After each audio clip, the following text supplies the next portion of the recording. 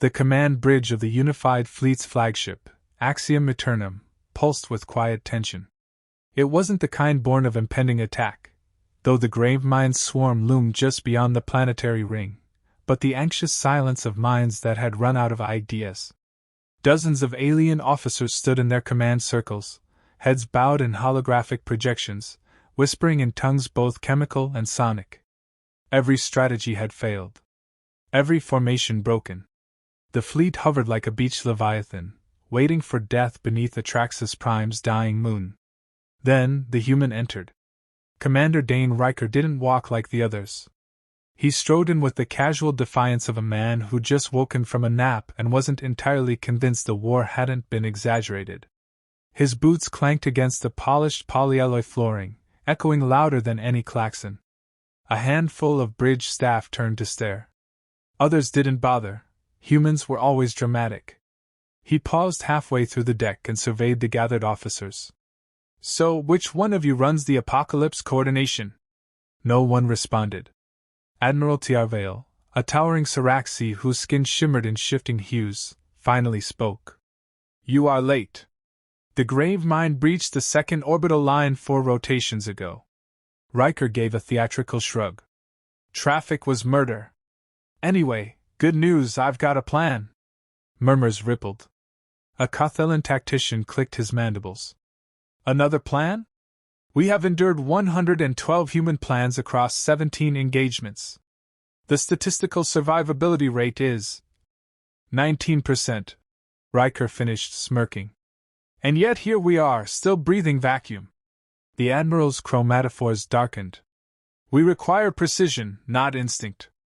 Riker turned and keyed his hollow projector. A rotating diagram of the Gravemind command node spun into view. At its center, a pulsing sphere of quantum filaments, housed deep inside a fortress of rotating hulls and antimatter cannons.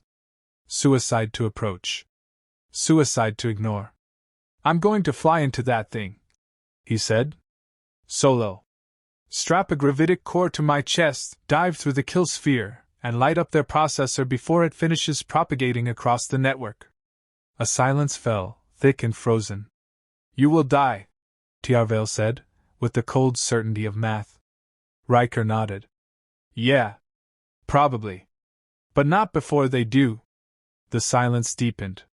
One of the bridge's younger officers, a Threxel with silver eyes and thin braided tendrils along her scalp, whispered, "Why would you volunteer for that?" He looked at her, softer now. "Because I've seen what happens if we don't do something. And because, well, somebody has to jump." Tiarvale snapped a frilled appendage toward him. "This is unacceptable. Irrelevant. Reckless." Dane turned to face the whole command bridge. His voice lowered. "The Gravemind doesn't care if we deliberate ourselves to extinction. Every second we hesitate, another processing limb spins up. You all want a neat solution. There isn't one. So you can wait for the swarm to get tired of circling, or you can trust me." The words hung there, strange and heavy. Trust wasn't something the Unified Fleet gave easily. It was earned over decades of ordered logic, not brash declarations and bad odds. "Trust you?" Tiarvale repeated, incredulous. "You are a statistical anomaly held together by bravado and protein." Riker grinned. "Damn right." The Cothellan looked away, irritated, but silent. Others stared at the projection of the Gravemind node. The plan was madness. No shielding, no stealth. Just a drop pod, a man, and a bomb. "How would you even breach their defense array?" someone asked. "By being so stupid it doesn't make sense to shoot me until it's too late," Riker replied, then added, "Seriously, don't overthink it. That's their weakness. You lot think like a chorus. They think like a virus. Me? I'm chaos." The Threxel officer stepped forward, eyes wide. If you fail, the loss of the gravitic core would destroy our final fallback plan." Riker met her gaze and, for once, didn't joke. "Then I won't fail." The Admiral's frills twitched with indecision. "This is not strategy. This is myth-making." "Maybe," Dane said. "But myth-making beats extinction." Tiarvale turned toward the command node. He let the silence stretch until it almost became a refusal. Then, without looking back, he said, "You have 1 hour to prepare." Dane nodded once, without glee, and walked off the bridge. As he passed the Threxel officer, she asked quietly, "Aren't you afraid?" He glanced at her sideways. "Of course I'm afraid. I just don't let that part drive." She blinked, trying to understand.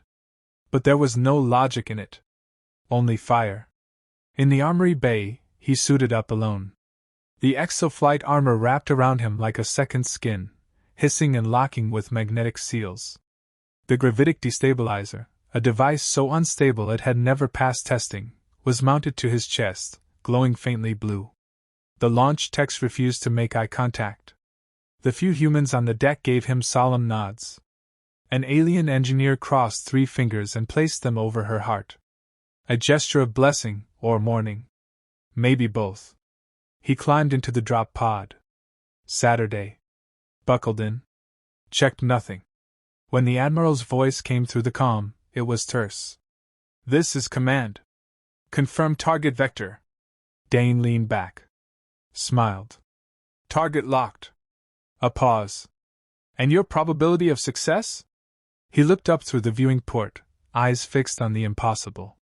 "Trust me." The pod launched like a bullet. The drop pod screamed through the void like a burning prayer, frictionless and silent but vibrating with mortal intent. Dane Riker sat in the cockpit, limbs relaxed, expression unreadable. No chatter. No soundtrack. Just the flickering readouts around him, none of which he checked. The NAVAI pinged critical warnings in red, desperately calculating the odds. Trajectory unstable. Hull integrity questionable.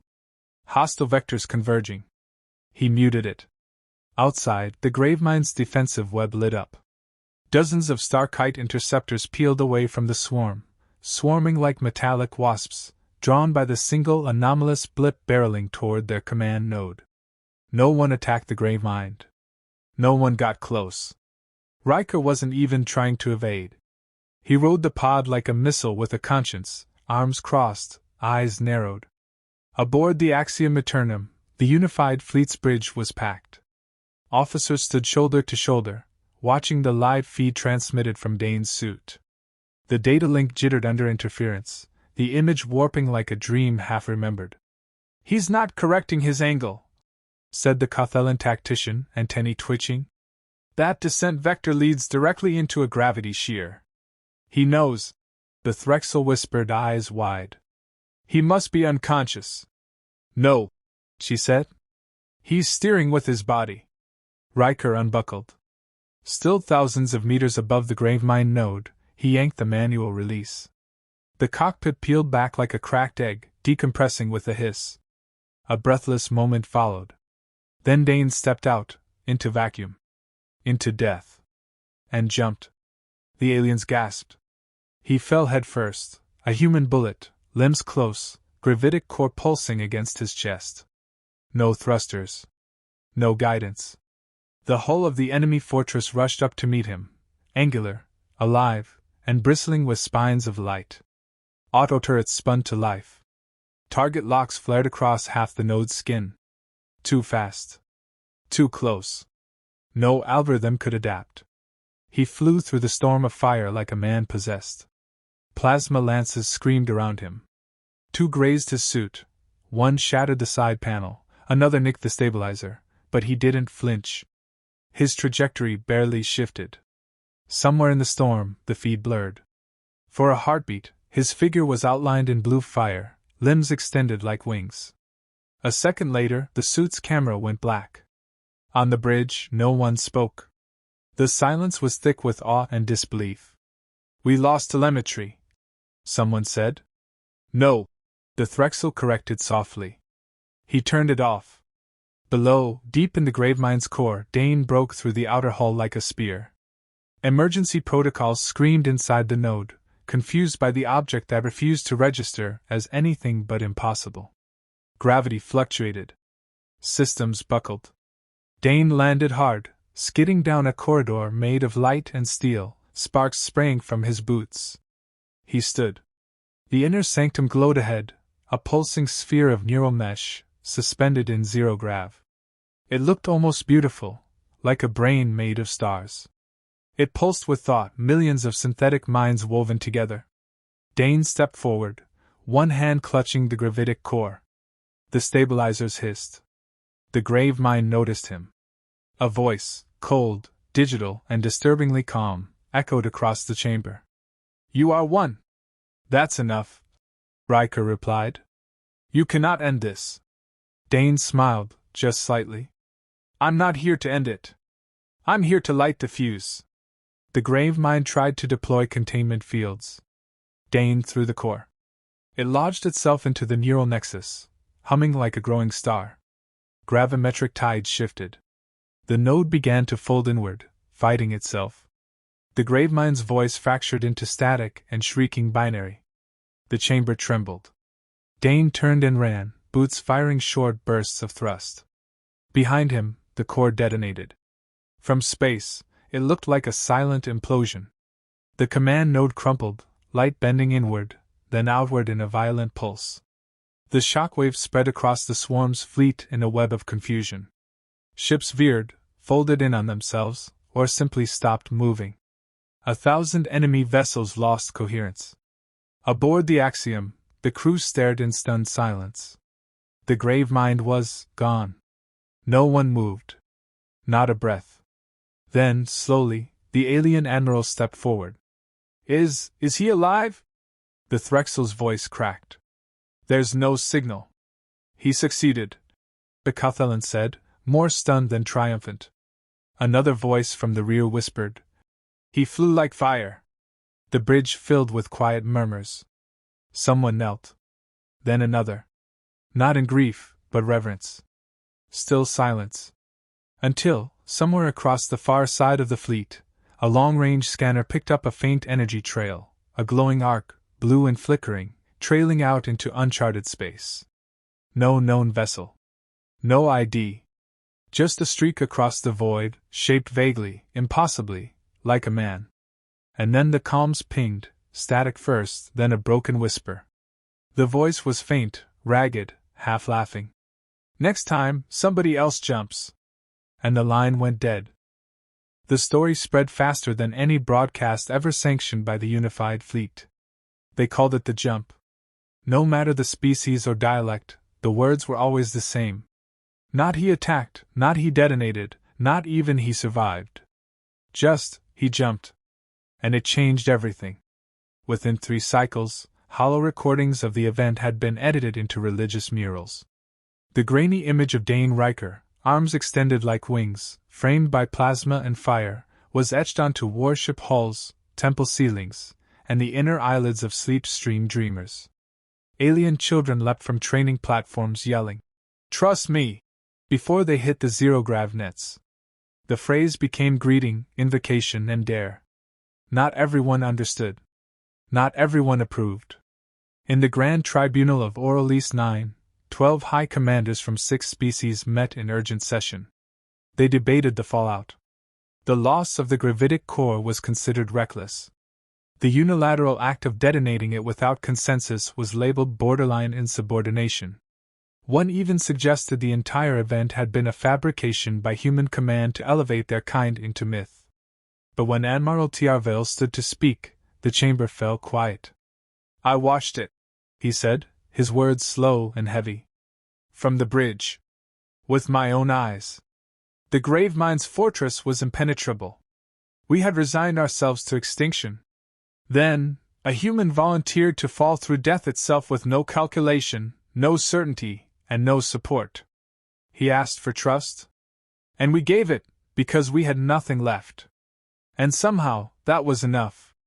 No one interrupted. Not even the skeptical. "Whether you call it foolishness or faith," Tiarvale continued, "he broke the chains strangling this fleet. And now, half our soldiers wake every cycle hoping to become just a fraction of what they saw." The vote to censure was never called. The discussion turned, instead, to what came next. Across the stars, fleets reformed. Enemy holdouts faltered. Swarm remnants scattered without the Gravemind's coordination. worlds once conquered began to rise. But amid the rebuilding, a strange new current rippled through the galaxy, one that no governing council had predicted. Small alien sects, once secular, began forming enclaves of quiet reverence. They whispered about the Skyborn, a being made of defiance and fire. They recited his last words like mantras. On Varela Prime, a group of engineers constructed a 900-meter-long statue of a human figure in flight, arms wide, staring skyward. The humans were baffled. Ambassador Callie Vance arrived at a frontier station where a ceremony was being held in Dane's honor. She found herself seated before a delegation of 300 aliens, many of whom bowed at her mere presence. Confused, she took the podium and cleared her throat. "Ladies, gentlefolk, and multi-entity collectives," she said carefully. "I knew Commander Riker. He wasn't a saint. He once tried to convince me his sock drawer was a classified asset. He drank instant coffee, insulted every protocol we had, and had absolutely no filter." A ripple of confusion passed through the crowd. "But," she continued, softening, "he believes something most of us forget, that sometimes, doing the right thing isn't about the math, it's about the moment. He chose to jump when no one else would. That's what made him extraordinary." A small Threxel child raised a hand. "Will he come back?" Callie paused. "I don't know. Some say he became light," another added. "Or that he rides solar winds watching us. Maybe," she said with a sad smile. "Or maybe he's just out there, doing something insane again." She stepped down, but not before laying a patch of fabric on the altar. A piece of his flight suit, charred but intact. The aliens gasped as if witnessing a relic. Some wept. Others touched the fabric with reverent care. In orbit, a new fleet flagship was being constructed. It would be faster, lighter, and equipped with multi-species command systems. Its name was already decided, the Riker Protocol. Painted along its side in dozens of languages were two words only: "Trust me." But even in reverence, the galaxy stirred. From the dark edges of known space, new signals emerged, strange transmissions, encrypted and shifting. The remnants of the grave mind weren't gone. Something deeper had awoken in the void, older than code, patient beyond logic. And one Threxel monk, alone in her stargazing temple, looked into the blue streak carved into the black sky and whispered, "Wherever you are, we still trust." Far from her world, beyond navigation grids and map sectors, a flicker of movement darted across the vacuum. No ship. No engine. Just a trail of fading blue ion fire, shaped, if only for a moment, like a man flying, fists clenched, and eyes forward.